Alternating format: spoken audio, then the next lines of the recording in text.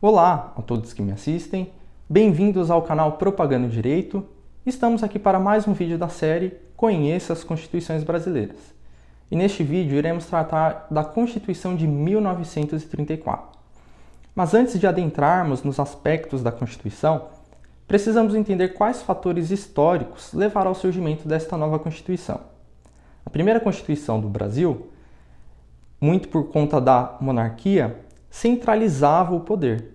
Diferentemente, a Constituição da República, Constituição de 1891, enfraqueceu o poder central, reacendendo os poderes regionais e locais, que construiu a política dos governadores. E o poder dos governadores estava alicerçado no coronelismo. As relações de poder dos coronéis elegiam os governadores, deputados e senadores. Em 1926, surgiu uma emenda à Constituição de 1891, mas que surtiu pouco efeito em relação à política do país. E 4 anos após esta emenda, eclode a Revolução de 1930. Getúlio Vargas foi derrotado nas eleições daquele ano, e o seu partido Aliança Liberal, que era oposição à candidatura de Júlio Prestes, representante da oligarquia paulista, se recusou a aceitar o resultado das eleições, alegando fraude. Com isso, se instalou em várias regiões do país um clima de insatisfação e revolta. E com a morte de João Pessoa, com o assassinato de João Pessoa, que era candidato a vice na chapa de Getúlio Vargas, essas tensões só aumentaram. Com isso, os partidos de oposição se uniram com o objetivo de impedir a posse de Júlio Prestes. Neste cenário, os militares depuseram o presidente Washington Luiz e entregou o poder provisório a Getúlio Vargas. Com isso, foi o fim da política do café com leite, pelo qual as oligarquias paulista e mineira praticamente se revezaram na presidência da República entre 1889 a 1930, que ficou conhecido como período da República Velha. Em 11 de novembro de 1930, Getúlio Vargas expediu o decreto 19.398, que concedia ao governo provisório amplos poderes para exercer as prerrogativas e funções do Poder Executivo e do Poder Legislativo. Excluía da apreciação judicial os atos do governo provisório, confirmou a dissolução do Congresso Nacional e nomeava interventores para os estados, além de outras disposições. Com isso, após pressões de diversas alas da sociedade, que culminaram em São Paulo na Revolução Constitucionalista de 1932, que exigia a elaboração de uma nova Carta Magna para o país. Com isso, o governo provisório garantiu as eleições para a Assembleia Nacional Constituinte, que promulgou em julho de 1934 a nova Constituição Brasileira.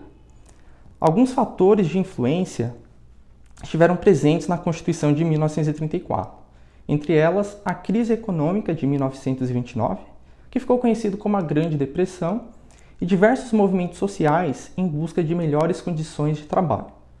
A Constituição de 34, segundo diversos doutrinadores, sofreu influência da Constituição de Weimar, da Alemanha, de 1919, que evidenciava os direitos humanos de segunda geração e valorizava o Estado Social de Direito. A Constituição de 34 também sofreu influência do fascismo, pois a Constituição previa, além do voto direto, a escolha de deputados de forma indireta, que ficou conhecida como a representação classista do parlamento.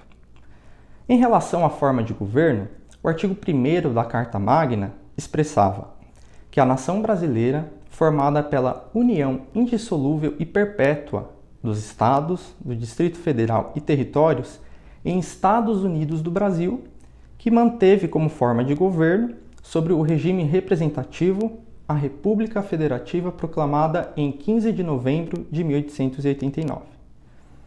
Em relação à capital da União, o Distrito Federal foi mantido na cidade do Rio de Janeiro.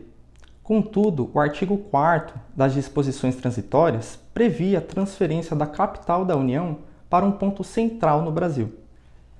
Em relação à religião, a Constituição de 1934 manteve a inexistência de religião oficial, permanecendo o Brasil um país laico ou não confessional. Porém, diferentemente do sentimento anti-religião da Constituição de 1891, que proibia o ensino religioso nas escolas públicas, a Constituição de 1934 reconheceu e garantiu o casamento religioso com efeito civil e houve e facultou o ensino religioso nas escolas públicas. Houve também a menção de Deus no preâmbulo. Em relação à divisão dos poderes, a teoria clássica de Montesquieu foi adotada. O poder executivo era exercido pelo presidente da República, com mandato de 4 anos, auxiliado pelos ministros de Estado, que passam a ter responsabilidade pessoal e solidária com o presidente. Em relação ao poder legislativo, era formado pela Câmara dos Deputados e pelo Senado Federal. No entanto, houve uma mitigação das funções do Senado. Para parte da doutrina, houve a quebra do bicameralismo paritário, que transformou-se em unicameralismo imperfeito, pois o Senado era um mero colaborador da Câmara dos Deputados. Entretanto, foi assegurado ao Senado Federal a prerrogativa de declarar e suspender a eficácia de lei declarada inconstitucional pelo Supremo Tribunal Federal, com o objetivo de dar efeito erga omnes à decisão, aplicando a todos. Em relação ao Poder Judiciário, houve a previsão de órgãos como a Corte Suprema, juízes e tribunais federais, juízes e tribunais militares, juízes e tribunais eleitorais. Em relação às eleições, pela primeira vez na história constitucional brasileira, houve a previsão do voto secreto, além de garantir o voto às mulheres, fruto já do Código Eleitoral de 1932, decretado por Getúlio Vargas, que instituiu a justiça eleitoral, o sufrágio universal, o voto secreto e direto. No entanto, não foi assegurado o voto aos analfabetos, mendigos e militares até o posto de sargento, além de pessoas declaradas judicialmente sem direitos políticos. No tocante à Declaração de Direitos, a Constituição de 1934 foi considerada avançada para o seu tempo. Com inspiração na Constituição alemã, garantiu-se os direitos fundamentais de segunda geração, como direitos econômicos, sociais e culturais, além de garantir o voto feminino com igual valor ao masculino, o voto secreto, e foram assegurados direitos trabalhistas, como salário mínimo, previsão de jornada não superior a 8 horas, proibição do trabalho ao menor de 14 anos, férias remuneradas. Por fim, ao estudar a Constituição de 1934, fica claro que um dos objetivos da Constituição foi proteger os recursos naturais do país. Essa nacionalização dos recursos naturais estava em consonância com uma das principais marcas e características do governo de Getúlio Vargas, que era justamente o nacionalismo econômico.